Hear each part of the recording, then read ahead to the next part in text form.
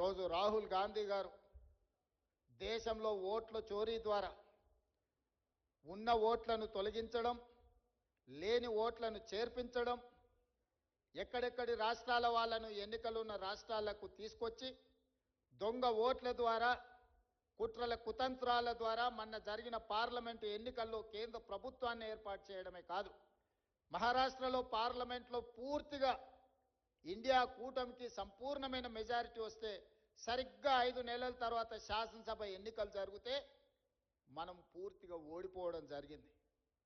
ఎందుకు ఓడిపోయినామని విశ్లేషిస్తే 1 కోటి ఓట్లు మహారాష్ట్రలో కొత్తగా చేరినాయి 4 నెలల్లో. నేను అడుగుతున్నా, 4 నెలల్లో ఏ రాష్ట్రంలోనే ఏ దేశంలో అయినా 1 కోటి మంది పుట్టగలరా? ఒకవేళ పుట్టిన వాళ్ళకు ఓటు హక్కు వస్తుందా?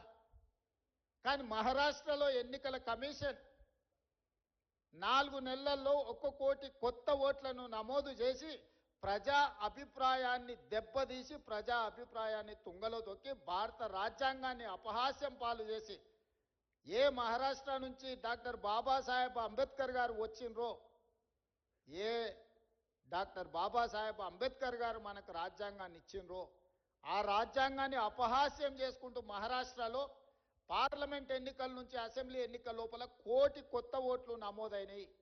ఆ దొంగ ఓట్లే మహారాష్ట్రలో బీజేపీ ప్రభుత్వాన్ని అధికారంలోకి తీసుకొచ్చినాయి. మొన్న కర్ణాటకలో చూస్తే ఒక పార్లమెంట్లో ఒకే ఒక్క మహదేవ్పుర అనే అసెంబ్లీలో 1,14,000 ఓట్లు 6 నెలల్లో నమోదు చేయించారు కొత్తవి. ఆ 1,14,000లలో 1,00,000 ఓట్ల పైన మెజారిటీ, 6 అసెంబ్లీలలో కాంగ్రెస్కు మెజారిటీ వస్తే ఆ ఒక్క దాంట్లో 1,00,000 ఓట్ల పైన బీజేపీకి మెజారిటీ వచ్చి ఆ సీటు బీజేపీ గెలిచింది. ఇట్లా దేశం నలుమూలల ఓట్ల చోరీ జరుగుతుంది. బతుకున్నోళ్లను లక్షలాది మందిని బీహార్లో చచ్చిపోయినట్టు రాసిరు, లేనోళ్లను ఉన్నట్టు రాసిరు. బీహార్లో 65 లక్షల ఓట్లు ఉన్న పలంగా తొలగించారు. ఇప్పుడు ఎన్నికలు వస్తున్నాయి బీహార్లో. 65 లక్షల మంది బతుకున్న ప్రజల్ని, ఆ రాష్ట్ర ప్రజల్ని 65 లక్షల ఓట్లు తొలగించారు. రాహుల్ గాంధీ గారు లెక్క తీసిండు. ఈ 65 లక్షల మంది ఎక్కడికి పోయినరు? దేశంలో లేరా? దేశం విడిచిపోయినరా? దేశంలో చచ్చిపోయినరా? చాలా మంది చచ్చిపోయినరు అంటే సుప్రీంకోర్టుకు, ఎన్నికల కమిషన్ దగ్గరికి వీళ్ళు బతుకున్నారా చచ్చిపోలే అని మనుషులను తీసుకొచ్చిండు. వీళ్ళు దయ్యాలు కాదా? మనుషులే, మీరు దయ్యాలుగా అనుకుంటారేమో అని మనుషులను తీసుకొచ్చి ఎన్నికల కమిషన్ ముందర పెడితే ఈరోజు ఎన్నికల కమిషన్ దానికి సమాధానం చెప్పకుండా రాహుల్ గాంధీ గారు నువ్వు అఫిడవిట్ ఇయ్యని అంటారు. తప్పు చేసింది నువ్వైతే తప్పును ప్రశ్నించిన రాహుల్ గాంధీని అఫిడవిట్ అడుగుతున్నారంటే ఎన్నికల కమిషన్ నిన్న మాట్లాడింది చూసిండ్రు. అందుకే ఈరోజు నిన్నటి నుంచి సెప్టెంబర్ 3 తారీఖు వరకు బీహార్లో రాహుల్ గాంధీ గారు 1300 కిలోమీటర్ల పాదయాత్ర చేస్తున్నాడు. బీహార్ రాష్ట్రంలో దొంగిలించిన ఓట్లను తిరిగి ప్రజలకు ఇవ్వాలని, ప్రజల యొక్క ప్రాథమిక హక్కు ఓటు. డాక్టర్ బాబాసాహెబ్ అంబేద్కర్ పేదోడికైనా పెద్దోడికైనా రాజుకైనా పేదకైనా ఒకే విలువైన ఓటు హక్కు ఇచ్చిండు. ఆ ఓటు హక్కును దొంగిలించే అధికారం ఎవ్వరికి ఇవ్వలేదు. ఆ ఓటు హక్కును దొంగిలించడానికి ఎవ్వరు ప్రయత్నం చేసినా వాళ్ళు ఊచలు లెక్క పెట్టాల్సిందే అని రాహుల్ గాంధీ గారు చెప్పిండ్రు. రాహుల్ గాంధీ గారు బీహార్లో ఈరోజు 65 లక్షల ఓట్లు తొలగించడం ద్వారా పేదల యొక్క ఓటు హక్కును దొంగిలించిన వాళ్ళని శిక్షించడానికి పాదయాత్ర చేస్తుండు.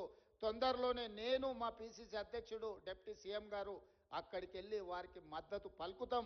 మీరందరూ కూడా వారిని ఆశీర్వదించాలి. దేశంలో పేదోడి ఓటు హక్కును దొంగిలించే అధికారం ఎవరికీ లేదు. అలాంటి దొంగల భరతం పట్టాలి, దానికి మీరు అండగా నిలబడాలి. ఈరోజు అక్కడనే కాదు, రేపు ఇక్కడ కూడా ఇట్లాంటి దొంగ పనులు చెయ్యడానికి అన్ని పన్నాగాలు జరుగుతున్నాయి. మీరందరూ అప్రమత్తంగా ఉండాలి.